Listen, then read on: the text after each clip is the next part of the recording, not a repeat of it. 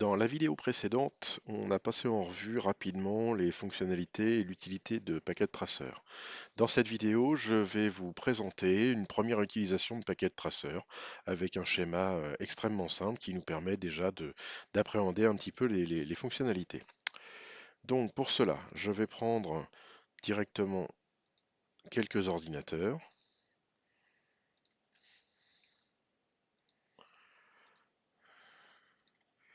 Ces ordinateurs, je vais les connecter à un switch de type 2960, sachant que c'est la référence la plus classique de chez Cisco.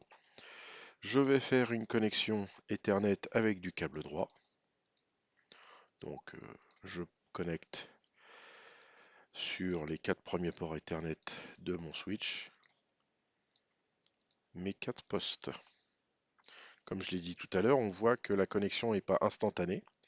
Si je veux accélérer cette connexion, j'ai la possibilité ici d'appuyer sur le bouton qui permet d'accélérer le temps. Je vais cliquer une fois, hop, et on voit qu'instantanément, les 4 ports de mon switch sont désormais connectés et actifs. Maintenant, si je clique sur mon poste de travail, je vois ici que j'ai une fenêtre qui me permet de paramétrer certains équipements de mon poste. Je vois que j'ai un bouton Power ici, alors c'est le curseur de souris a une drôle de forme, je ne sais pas pourquoi, mais le bouton Power me permet d'éteindre et de rallumer euh, l'unité centrale si besoin est. Pourquoi éteindre et rallumer? Parce qu'il est possible, par exemple, ici, je dispose d'une carte Ethernet. Je peux, si je le souhaite, la remplacer par une carte Ethernet ou une carte Ethernet gigabit au lieu d'une carte Ethernet Fast Ethernet 100 mégas. Je peux mettre une carte Wi-Fi qui se trouve ici, mais à chaque fois que je voudrais changer un de ces éléments, il faudra que je pense à éteindre mon unité centrale, comme on le ferait avec une vraie machine. Ça, c'est pour l'onglet matériel physique. J'ai un onglet configuration que j'utiliserai assez peu pour diverses raisons, parce qu'en fin de compte, ces informations-là, on peut les retrouver assez facilement dans la partie desktop. Ici, desktop, je vais avoir un certain nombre d'options qui sont intéressantes, notamment l'option IP configuration.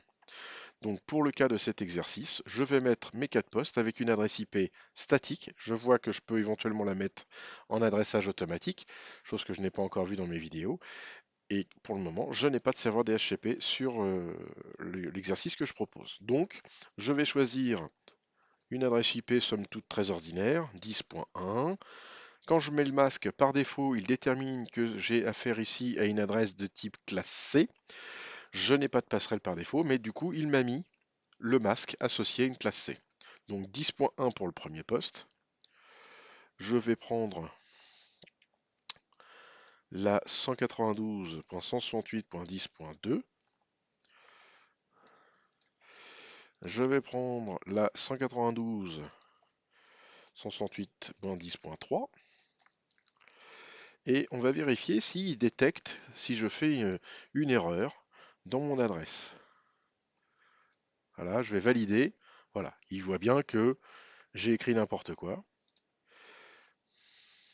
Donc je vais ressaisir une adresse IP et je vais voir si elle est en mettant une déjà utilisée.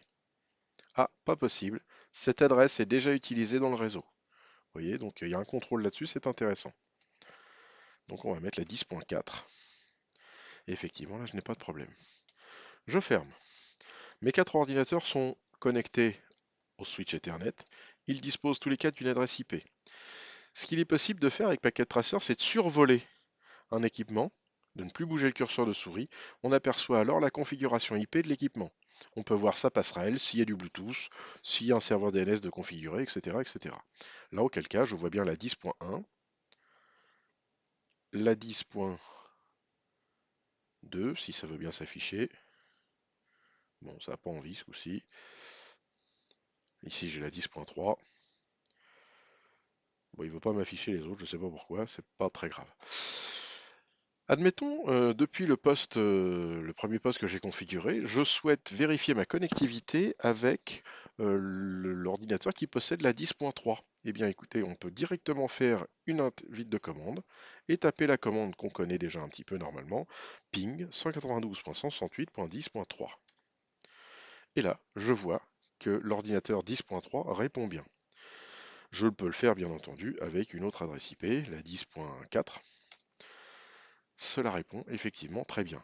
On va constater que si je mets une adresse IP qui n'existe pas, c'est comme en réel, la machine ne répondra pas.